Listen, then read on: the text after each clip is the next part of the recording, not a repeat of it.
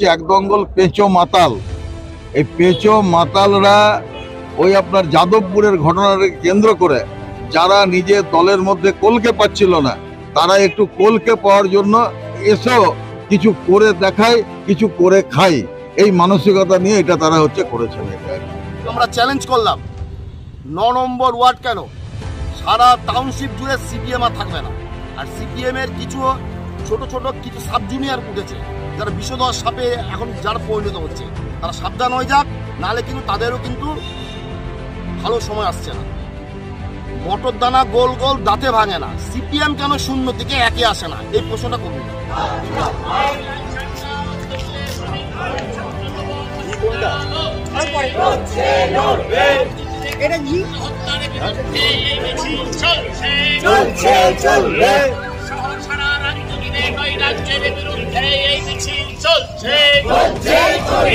হর্ষবর্ধন সেক্টরে তৃণমূল দুষ্কৃতীদের হামলা এবং গুন্ডামির বিরুদ্ধে এই মিছিল চলছে।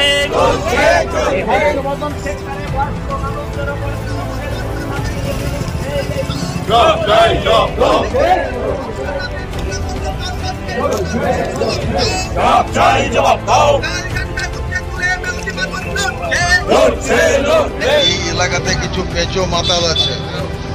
পেঁচো মাতালরা তারা তাদের দলের মধ্যেও পাত্তা পায় না, এবং আমার মনে হয় যে তাদেরকে তারা যে কাণ্ডটি করেছে তাদের দলও তাকে অনুমোদন দেয়নি। এবং এই পেঁচো মাতালরা দল বেঁধে কালকে এসেছিল রাত্রেবেলাতে, এবং রাত্রে এসে এইখানে এই সেক্টর অফিসের সামনে যে সমস্ত বয়স্ক মানুষরা থাকেন তাদেরকে মারধর করেন, এবং তাদের চেয়ার যা বসেছিলেন সেই চেয়ারগুলো ভেঙে দিয়েছে। এখানে যেগুলো আছে আপনারা দেখতে পাবেন। অর্থাৎ এরা নিজেরা দেখিয়েছিল যে বাঁশের চেয়ে কঞ্চি দরের মতন ব্যাপার।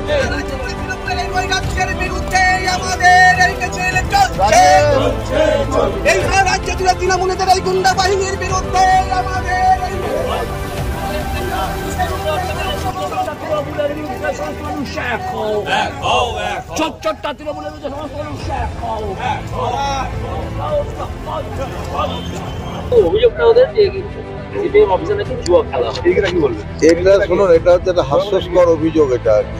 এটা হলো একটা হাস্যস্কর অভিযোগ। এই সমস্ত বয়স্ক মানুষরা যারা এখানে থাকেন এবং তারা প্রত্যেকে সম্মানিত এবং মর্যাদা সম্পন্ন মানুষদেরকে, তারা এই ধরনের কাজের সাথে কোনোদিনও যুক্ত থাকে না।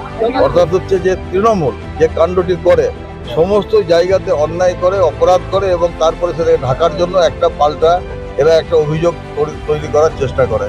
যেমন আপনার বিভিন্ন জায়গায় বোম ফাটে, যখন বোম ফাটে এবং ওদের লোক যখন মারা যায় তখন বলে যে না না ওটা কিছু হয়নি, ও আমাদের লোক নয় আর কি। কিংবা যখন কোনো ঘটনা ঘটে তখন সেটাকে বলে যে ও তো বামফ্রন্টের আমলেও ঘটতো আর কি। এই সমস্ত কথাবার্তাগুলো বলে, এগুলো মূর্খের কথা আর কি। এবং এরা হচ্ছে এক ধরনের মূর্খ এবং এরা অযোগ্য। এরা পশ্চিমবাংলার রাজনীতি এবং পশ্চিমবাংলার সমাজনীতিকে পরিচালনা করার ক্ষেত্রে যে ধরনের যোগ্যতা থাকার দরকার, তৃণমূলের নেতাগুলো সেই যোগ্যতা পর্যন্ত নষ্ট হয়ে গেছে। এরা এক ধরনের বর্বরের দল, এবং এই বর্বর হওয়ার জন্যই তারা এই ধরনের কথাবার্তা বলে। এই ধরনের যে সমাজে যারা সত্যিকারের যারা ভদ্র মানুষ, যারা হচ্ছে যে লেখাপড়া যারা শিক্ষিত মানুষ, তাদের বিরুদ্ধে এই ধরনের অন্যায় অভিযোগ। এটা হচ্ছে একদঙ্গল পেঁচো মাতাল। এই পেঁচো মাতালরা ওই আপনার যাদবপুরের ঘটনাকে কেন্দ্র করে যারা নিজের দলের মধ্যে কলকে পাচ্ছিল না, তারা একটু কলকে পাওয়ার জন্য এসেও কিছু করে দেখায়, কিছু করে খায়, এই মানসিকতা নিয়ে এটা তারা হচ্ছে করেছে। আমরা আজকে এটা নিয়ে প্রতিবাদ করেছি, মানুষের কাছে গেছি, মানুষকে বলার চেষ্টা করেছি। এটাই আমাদের কাজ আর কি। এটা আমরা তো বলতেই যাব, কারণ ধরুন যদি কেউ অন্যায় করে, যে কোনো অন্যায়ের বিরুদ্ধে আমরা বরাবরই প্রতিবাদ করে আছি এবং প্রতিবাদ করতে থাকবো, এবং সেটাই আমরা আজকে করেছি। আচ্ছা, একদঙ্গল পেঁচো মাতাল, যে পেঁচো মাতাল তাদের দলও পর্যন্ত পাত্তা পায় না, সে পেঁচো মাতালদেরকে কি করতে আমরা হয়েছে যে ওখানে অভিযোগ জানিয়ে আমরা পাত্তা দিতে যাব বেশি করে আর কি। ওরা দলীয় কার্যালয়ে ভাঙচুর করেছে এবং আমরা আজকে মিছিল করেছি, এবং এটা দলীয় কার্যালয় নয়, এটা হচ্ছে সেক্টর অফিস।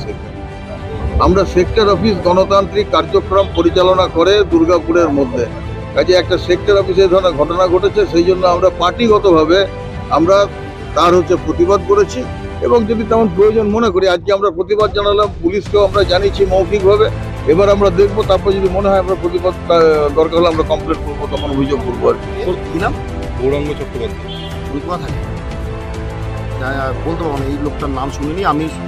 আর যারা বলেছে তাদেরকে বলুন, তারা রাত্রিবেলা কি করে আপনারা একদিন আসুন, আমি দেখিয়ে দেবো অন ক্যামেরা, আপনাদের দেখাবো তারা কি করে। এবং যারা আজকে ছিল মিছিলে, যারা ছিল তারা একটাও এলাকার লোক না, সব বাইরের থেকে ভাড়া করে লোক নিয়ে এসছে। আমরা বলছি সুস্থ ব্যবস্থায়, সুস্থ সমাজ ব্যবস্থায় থাকতে গেলে জুয়া খেলা যাবে না। জুয়ার প্রতিবাদ আমরা কালকে করেছি এবং এলাকার লোক নিয়ে করেছি। তাই আপনাদের মাধ্যমে তাদেরকে আমরা সাবধান করে যাচ্ছি, এর পরবর্তী সময় যদি আবার জুয়া খেলা ওখানে হয়, বৃহত্তর আমরা আন্দোলন। গৌরাঙ্গ বাবুর জায়গা কি আছে আমি জানি না, উনি আরো সিপিএম, আমি একটু আপনাদের একটা কথা বলি, সিপিএম শূন্য থেকে শুরু হয়েছে, সিপিএম এর জায়গা নেই।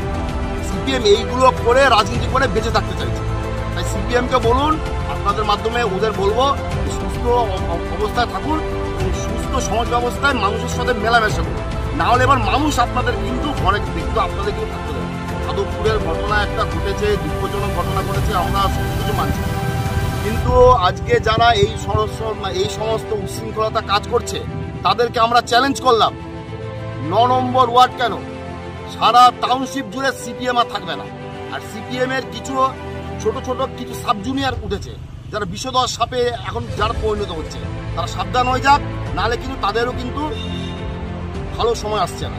কারণ আমরা একটা জিনিস মনে কি, বদলা নয়, আমরা কিন্তু বদল চেয়েছিলাম, সিপিএম কিন্তু এটা চাইছে না, ওরা এখন বেঁচে থাকতে চাইছে। তাই আমরা আবার বলছি, গণতান্ত্রিক অবস্থায় ভালো থাকুন, সুস্থ থাকুন। আর কে কি বললো গৌরাঙ্গবাবু, কে কোথা থেকে বলেছে ওগুলো আমার চেনা না।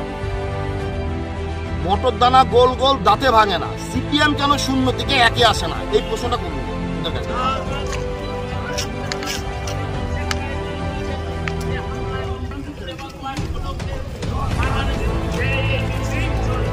চলছে চলবে,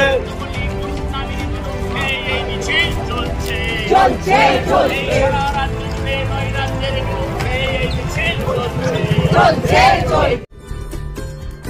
সহজেই স্বাস্থ্যসাথী কার্ডের মাধ্যমে সুচিকিৎসার একমাত্র প্রতিষ্ঠান সিটিজেন হসপিটাল, বিধাননগর, দুর্গাপুর।